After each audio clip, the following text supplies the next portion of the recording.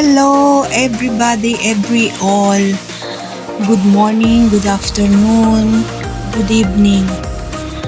Kakaiba po ang ating video ngayon. For today's video, ang aking pagsusuob. May nagsabi sa akin na magsuob daw ako dahil yung lagnat ko in and out. So, sinubukan ni ating na suob. Ayun, kaya ka pala papawisan kasi mainit sa loob. Tapos langhap mo yung suka kasi ang ingredients ng pagsusuob ko ay ang water at saka suka. I-combine, pakuluan daw. Tapos pagkakulo, ayun, kunin mo at magtalukbong. Yun ang isuob mo, parang mag-inhale, exhale ka dun sa loob.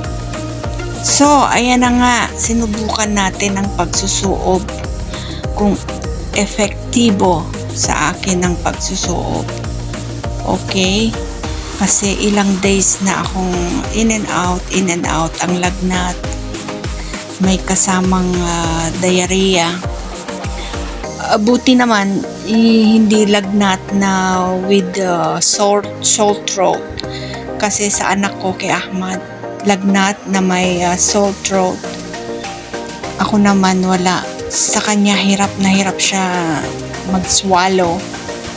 Ako naman hirap na hirap sa tiyan ko dahil humihilab.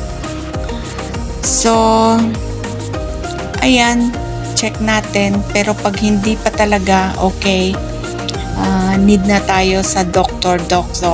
Okay guys, panoorin nyo hanggang dulo kung anong nangyari at malalaman natin after ko magsuob kung okay ba siya o hindi. Napakainit nga lang sa loob guys. Yung mga may lagnat dyan at nasa ibang bansa, pwede nyo rin gawin yan guys, magsuob.